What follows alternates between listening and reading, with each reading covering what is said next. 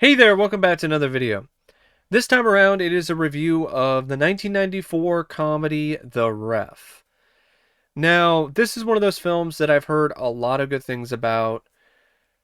It's one of those movies that winds up on a lot of people's best of lists, especially when it comes to underrated or overlooked gems from this particular decade or this genre. And it's a lot of people's go-to Christmas film.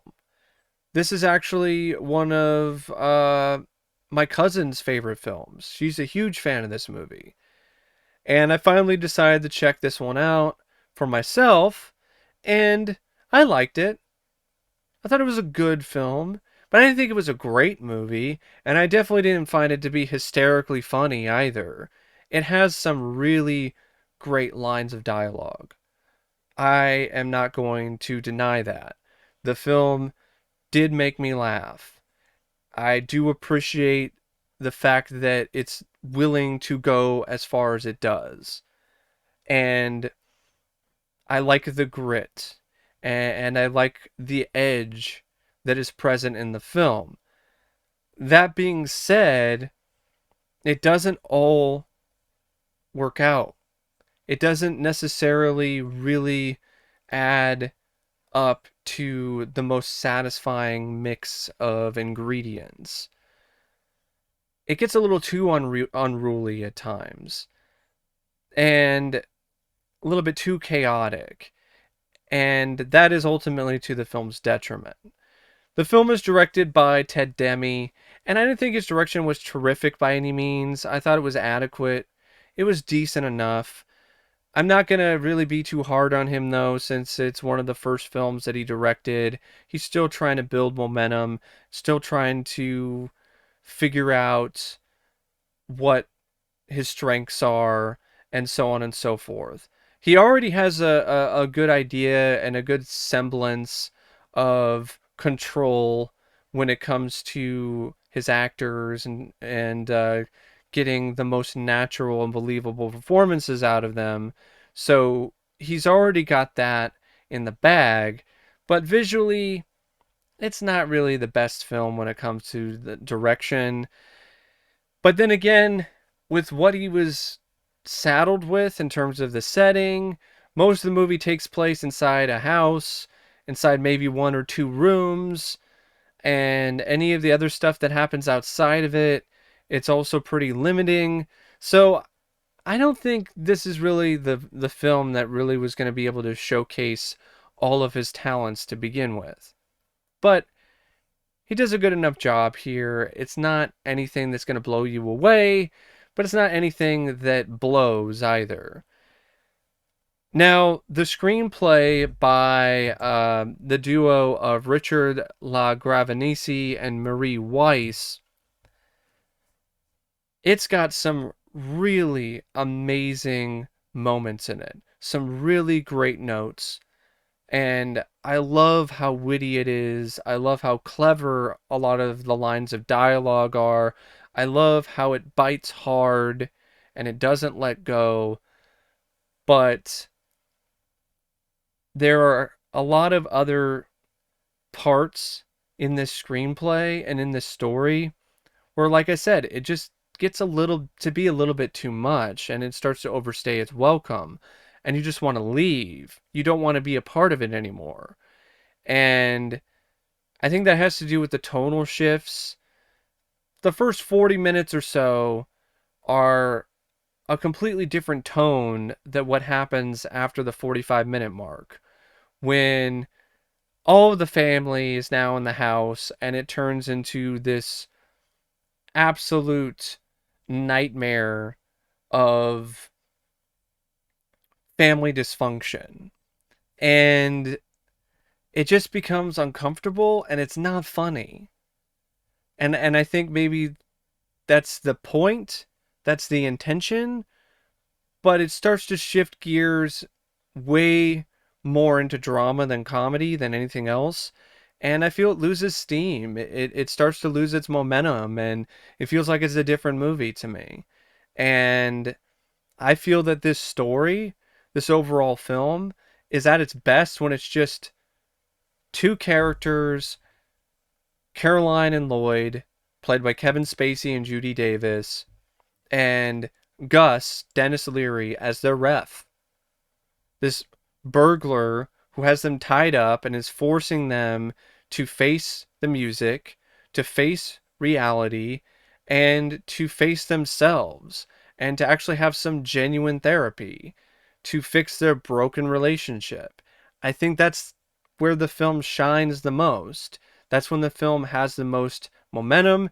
That's when the film has the most intrigue, making things more complicated with the son and blackmail with his superior at his military school, and the relationship between Kevin Spacey and his mother, even though that leads to a really great line of dialogue when he tells his mother to shut the fuck up, grow some balls, and tells her to essentially crucify herself. That's a legitimately great line of dialogue, and you could still have that there, but it just seems like there's too much of it. There's too much of this chaos, too much of this really negative energy to the point where it's just not fun to watch. And it's a little too real. And it doesn't help either that by the end of the movie, it feels like there's a lot of mixed messages. Denis Leary has a speech where he's essentially has a heart to heart with the son and tells him, this is not the life you want to lead. You don't want to take this path. It's not as cool or as awesome as you think it is. And by the end of the movie, it completely goes back on that message because Denis Leary's character Gus winds up escaping and gets away with it all and gets away scot-free. So if anything, and he does it with the help of the kid. So all that does is just reinforce a lot of these thoughts and these ideals that this kid has that are so horribly flawed. And I guess from what I've heard, that wasn't the original ending. The original ending involved Denis Leary's character getting caught and then reiterating that message that he had earlier in the film with the son. So I don't understand why things were changed. And there are rumors that say that it was changed because of a test audience.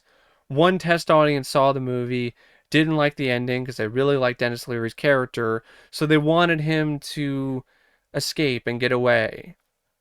And while yes, the way that the film ultimately ended has a really hilarious rant by Denis Leary at the end of the film, but you could have maybe had that in the film in some other capacity or something along those lines without sacrificing the overall message of it. Yes, you have the whole stuff with the couple who put their differences aside and take the steps to mend their broken relationship because of this whole ordeal. But it just feels like things are incomplete.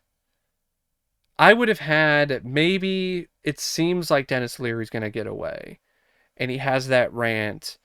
And you have that scene. And you also have the son who actually runs away with him. And then they get caught. They get caught while they're speeding away on the boat. There's a helicopter. Police are there.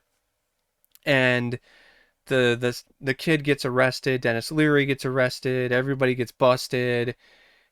While Denis Leary is getting handcuffed, he tells the kid more about that message that he was saying earlier, that this is not the life you want to lead, because it ultimately will just wind up ending like this, where you're gonna get fucked, you're gonna get arrested, you're gonna get put in jail, and this is not what you want.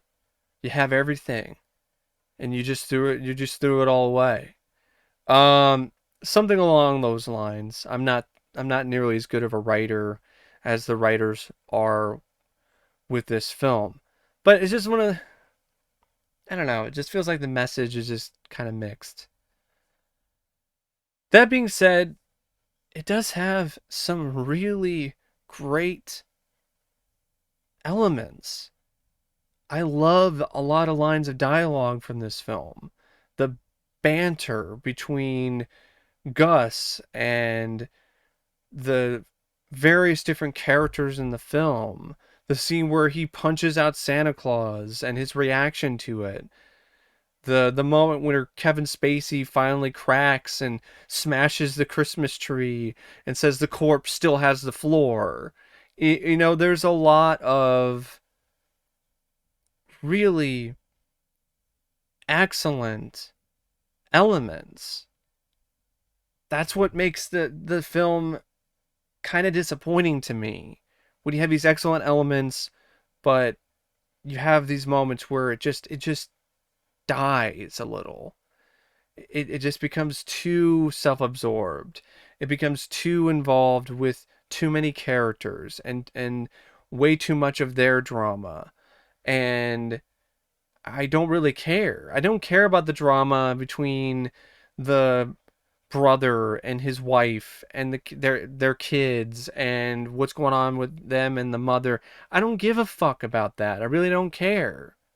So, and I don't really care about the drama between the son either, even though I know it does set up a good message and a good scene with Denis Leary. And you could still have that, but it just doesn't feel like it really is resolved in a good way. So it ultimately feels like kind of a waste. But what isn't a waste is the performances by this cast. Denis Leary, one of his best performances as Gus. Perfect casting.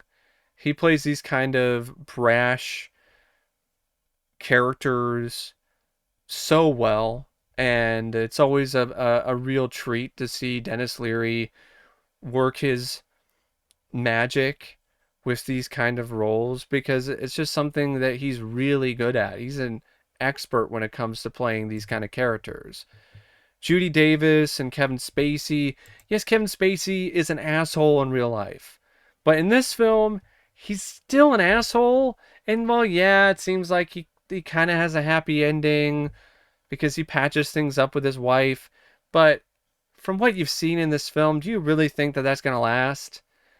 If they're not going to wind up having a ref or a guy with a gun pretty much telling them and forcing them to reconcile or shut up and listen to each other, do you really think that that's going to continue to be the case later on in this relationship? It's a broken relationship. It's they really should not be together, and I think it's just doomed. It's a relationship that's doomed to failure. So he's probably going to do some jerk off thing and it's going to be winding up in a divorce anyway. But yeah, Kevin Spacey is an asshole in real life, which kind of explains why he's so good at playing assholes like this character in The Ref. Judy Davis, she's a really underrated actress anyway. She's a really talented actress. She's awesome in this.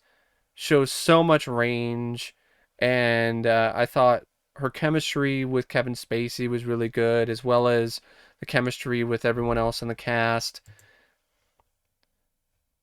Robert J. Steinmiller Jr.'s Jesse, he was fine, but I didn't find his performance to be anything spectacular or particularly noteworthy.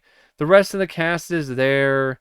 I liked Christine Baranski's cold, bitchy attitude. I feel she really did a good job with that, especially the scenes with her kids and how she thinks that if she adds Merry Christmas at the end of sentences, that gives her an excuse to be such a bitch. on Christmas. And that's so true because there's a lot of people who think like it's Christmas. Like if they say it's Christmas at the end of the sentence after they've been an ass or a total bitch to their kids or to other people in the family and are just domineering and bitchy, that it absolves them of their tone and their overall approach to the conversation. I love that. Yeah, there's a lot of moments where this film can be like a blunt hammer, but that's where the film actually works the best when it comes to its comedy. But when it's just a blunt hammer of drama, it's it hurts. It's not painful to watch in the way that it's so incompetently made or put together. It's painful to watch because of how realistic it is. I mean, there's probably a lot of people who would see this movie if they have dysfunctional families, and it would hit them really close to home in these more dramatic sequences.